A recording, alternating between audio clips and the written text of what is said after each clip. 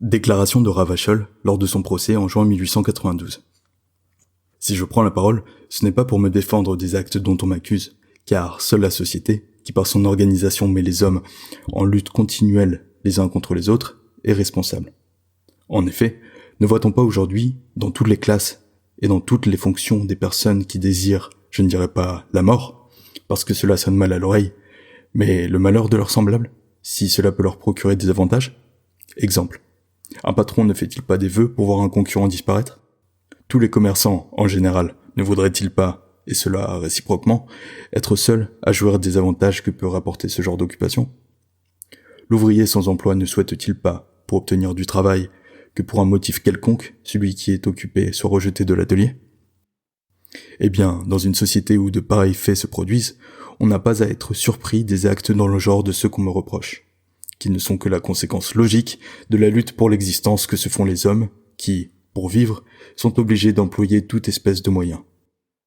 Et puisque chacun est pour soi, celui qui est dans la nécessité n'en est-il pas réduit à penser « Eh bien, puisqu'il en est ainsi, je n'ai pas à hésiter, lorsque j'ai faim, à employer les moyens qui sont à ma disposition, au risque de faire des victimes. » Les patrons, lorsqu'ils renvoient des ouvriers, s'inquiètent-ils s'ils vont mourir de faim? Tous ceux qui ont du superflu, s'occupent-ils s'il y a des gens qui manquent de choses nécessaires? Et toutes ces choses se passent au milieu de l'abondance de toute espèce de produits. On comprendrait que cela ait lieu dans un pays où les produits sont rares, où il y a la famine. Mais en France, où règne l'abondance, où les boucheries sont bondées de viande, les boulangeries de pain, où les vêtements, la chaussure sont entassés dans les magasins, où il y a des logements inoccupés, comment admettre que tout est bien dans la société quand le contraire se voit d'une façon aussi claire? Il y a bien des gens qui plaindront toutes ces victimes, mais qui vous diront qu'ils n'y peuvent rien, que chacun se débrouille comme il peut. Que peut-il faire celui qui manque du nécessaire en travaillant s'il vient à chômer? Il n'a qu'à se laisser mourir de faim. Alors on jetera quelques paroles de pitié sur son cadavre.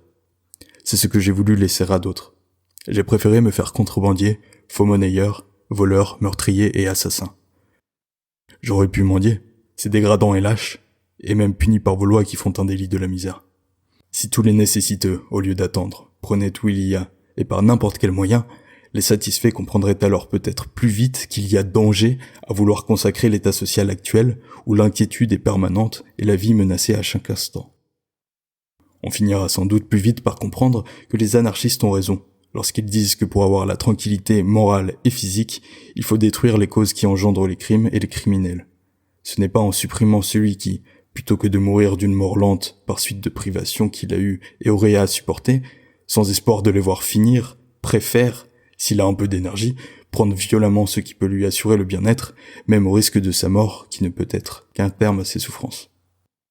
Voilà pourquoi j'ai commis les actes que l'on me reproche, et qui ne sont que la conséquence logique de l'état barbare, d'une société qui ne fait qu'augmenter le nombre de ses victimes par la rigueur de ses lois qui sévissent contre les effets, sans jamais toucher aux causes.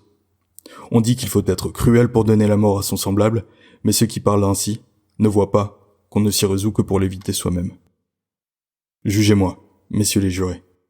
Mais si vous m'avez compris, en me jugeant, jugez tous les malheureux dont la misère, alliée à la fierté naturelle, a fait des criminels, et dont la richesse, dont l'aisance même, aurait fait des honnêtes gens.